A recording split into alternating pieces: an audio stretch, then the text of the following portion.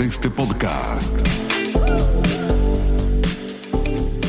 Vamos a saludar a nuestro amigo y colega de trabajo, el señor José Ocampos, porque ayer se estuvo celebrando el Día del Idioma Guaraní y nos ha dejado él una reflexión muy enriquecedora y muy interesante, y por eso lo convocamos también a poder hablar hoy acerca de la identidad del litoral. ¿Cómo le va, José, Dayana, Esteban y Hugo? Estamos aquí. Buenos días. Buenos días, ¿qué tal? Mirá, un placer enorme estar en contacto con ustedes a través de ustedes a toda la hermana nación argentina en un día muy especial que nos une, que fue ayer el recuerdo del Día Nacional del Idioma Guaraní, que como decíamos en ese material es el único y auténtico idioma del Mercosur. Los demás idiomas, con todo respeto, tanto el español como el portugués son importados. El único idioma real del Mercosur es y sigue siendo el idioma guaraní. ¿Qué significa la conmemoración de esta fecha? Porque siempre estas fechas nos sirven para recordar la importancia y en esta oportunidad del idioma guaraní, imagino, ¿no? Claro, porque más que nada el río nos puede separar, el río no nos separa, el río en realidad nos une, pero es una misma nación. Entre polcas y chamamé, entre chipa y sopa paraguaya, el idioma guaraní es parte de nuestra esencia y sobre todo en toda la zona del litoral, de Resistencia, de Chaco, de Corrientes, Entre Ríos, el norte de Santa Fe, Formosa, Misiones, incluso parte de la banda oriental, el estado de Mato Grosso do Sul y Paraná. Componemos lo que en un intento fue aquel sueño federal de Artigas, de Ramírez, de Urquiza, el sueño federal de una sola nación. Entonces, nosotros recordamos aquí en Asunción, cada vez que en Argentina se toma un mate, se rinde homenaje al origen guaraní de todos nosotros. Y fue una decisión sabia de un gobernador, de Domingo Martínez de Irala, un gobernador que nosotros llamamos paradigmático en la historia del Paraguay, aquellos que nacen en el momento de espacio y tiempo oportuno, que tomó una decisión clave, que entendió que los guaraníes respetaban más el lazo de la sangre que el del arcabuz y la espada, y él mismo tomó como esposa a la hija del cacique. Y a partir de ahí nace Úrsula, que obligó a todos sus oficiales a casarse con sus descendencias. Por eso las principales familias de todo el Río de la Plata, de Buenos Aires, Montevideo, Asunción, forman parte de ese tronco. Y fue la mujer guaraní gana la primera batalla con el español, porque a partir de el poder inmenso de la mano que mece la cuna, porque a partir de ese momento va a ser el idioma guaraní, el idioma de la relación, de la intimidad de la pareja, el relacionamiento con los vecinos, el de la enseñanza a los hijos, la educación a los niños, y por supuesto el español iba a ser solamente utilizado para los actos oficiales. Por eso a nosotros aquí en Paraguay nos es mucho más familiar hablar en guaraní. Estamos en una reunión, en un partido de fútbol o social. Cuando alguien llega hablando español es un poco más frío el lenguaje, pero cuando llega hablando en guaraní es realmente, nosotros decimos peañanderejeguá, un pollo fuerte, ese es uno de los nuestros, decimos. Entonces nos es mucho más fácil conversar en guaraní, eso se traduce en los partidos de fútbol. Y vuelvo a decir, los idiomas europeos general son importados, pero el de toda esta región es el idioma guaraní. Como ustedes saben también, están en la zona también cercana, fue el idioma oficial de las reducciones jesuíticas, de aquel experimento social único que fue casi platónico de crear la famosa República de Dios aquí en la tierra. José, buenos días. Esteban te saluda. El guaraní fue tomando características propias dependiendo la región en donde se habla, donde se habló, o sea, fue tomando características de cada uno de los lugares. ¿Sabes por qué va la pregunta? Porque hay veces que uno intuye que el guaraní correntino difiere un poquito en algunas cosas con el paraguayo, por ejemplo. Claro, el chamigo, el chamigo, toda la manera como usan la CH es totalmente diferente. Es el mismo idioma, pero es totalmente diferente. Así como aquí mismo, en el Chaco paraguayo, es muy diferente a la región de Misiones o a la región del Guairá. Vacapipopó, por ejemplo, se dice pelota, en otras partes cuá se dice dedo, o sea, es totalmente diferente. En Corrientes propiamente dicho lo entendemos, pero es como estar en Alemania y en la región de Baviera es diferente a estar a la zona prusiana, por decirlo de alguna manera, pero es el mismo idioma, pero distintos modismos totalmente diferentes. José, aquella batalla que decías, la primera batalla la ganó la mujer guaraní con el idioma. Hoy, en medio de esta globalización y estas batallas culturales y todo lo que nos viene de afuera, ¿sentís que se va perdiendo o es todavía Paraguay esa cuna que cuida y resguarda a la riqueza del idioma?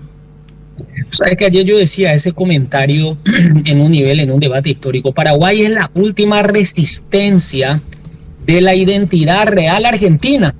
Imagínate hasta qué punto llega esto, ¿verdad? Porque es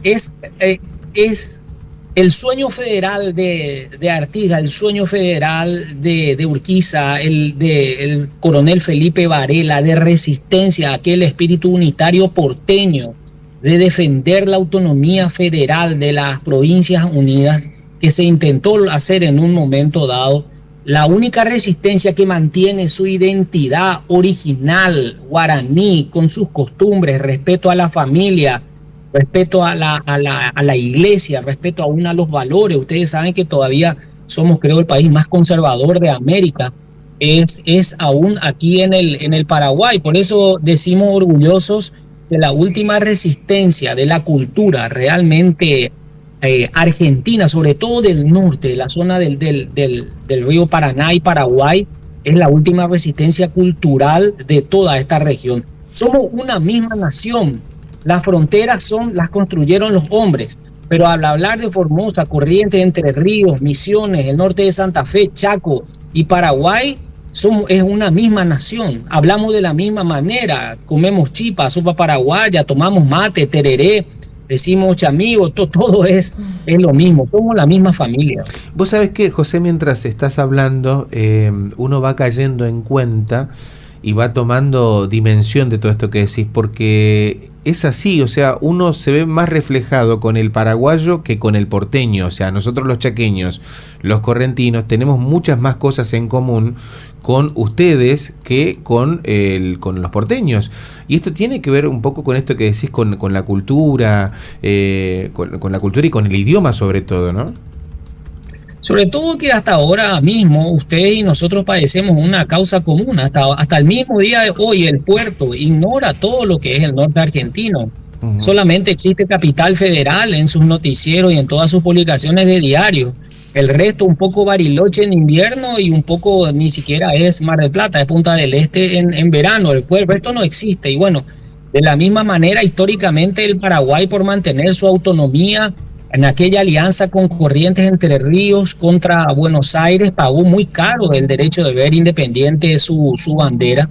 Y nosotros mantenemos aún esa identidad. En Cerro Corá, en la guerra de la Triple Alianza, fue sostenido eso. Entonces, en cierta manera, vuelvo a hacer redundancia, el Paraguay es el centro de la resistencia cultural de la gran nación guaraní. Y gracias a Dios aquí es el idioma más hablado. No hay futuro en política, no hay futuro en educación, y vemos también con mucho agrado que en el estado de Mato Grosso do Sul y que también en Corrientes, Entre Ríos, el idioma guaraní se le está dando mucha potencia, ¿verdad? Porque es realmente lo más admirado en el mundo. Porque aquí mismo en Paraguay existen menos de 80,000 indígenas puros, vamos a decirlo, de los cuales solamente una pequeña parte compone la comunidad guaraní. Sin embargo, ¿por qué hablamos casi el 100% de los paraguayos este idioma? Y fue fruto justamente de esa decisión. Y nos acompañó en las guerras más importantes, la guerra de la Triple Alianza, la guerra del Chaco, y bueno, es también lo que le escuchamos al general Martín Balsa. Hace poco nos emocionamos cuando estuvo en un programa de televisión que él decía, cuando arreciaban las ametralladoras británicas a la noche en las Islas Malvinas, fue el Zapucay de correntinos, chaqueños y formoseños lo que nos levantaba realmente el ánimo. Cuando Maradona recuerda sus orígenes realmente guaraníes y sobre todas las cosas que come sopa paraguaya en Corrientes, nos damos cuenta más que nunca que somos la misma familia. Si pudieras establecer por último, José, un mapa cultural de la gran región guaranítica, ¿cómo sería esta región? A ver, imaginemos que no existen los límites, pero establezcamos límites culturales. A ver, ¿cómo lo armarías? ¿Cómo está? Y es el sueño federal de Artigas, que vivió 30 años en el Paraguay y murió en el exilio aquí, finalmente. Artigas soñó con la banda oriental, Corrientes, Entre Ríos, Misiones, Chaco, Formosa y el Paraguay como una sola nación, frente a aquel espíritu unitario porteño de Rosas que había dicho su máximo exponente Domingo Faustino Sarmiento. Llegó a decir, el padre de la educación argentina, que con todo respeto decimos, llegó a decir, donde comienza el guaraní, termina la civilización, y habló de la necesidad de terminar con la barbarie federal y de terminar para incorporarlo a la civilización que no era otra cosa que el reconocimiento de la sumisión al puerto de Buenos Aires, que hasta el día lo padecemos. Por eso tenemos hoy una Buenos Aires cosmopolita, casi europea, a costa de una expoliación de todas sus provincias que tienen otra realidad, que es más sencilla y que padecen esa misma soberbia. Y vuelvo a decir, y el Paraguay es la última resistencia de ese sueño federal argentino, incluso de la banda oriental del sur de Brasil y también nuestro. José, muchísimas gracias por compartirnos tu reflexión. La verdad que nos enriquece muchísimo es poder escucharte, porque no es solo idioma guaraní, es cultura, es tradición, es historia, y es lo que nos atraviesa. Así que muchísimas gracias por este momento y seguramente volveremos a dialogar contigo para volver a recordar sobre nuestra identidad. No, el agradecido soy yo, sobre todas las cosas que ustedes saben. Correntinos, luego de la guerra de la Triple Alianza, ocuparon y fundaron todos los pueblos del sur del Paraguay. Y cuántas mujeres paraguayas también migraron a Argentina.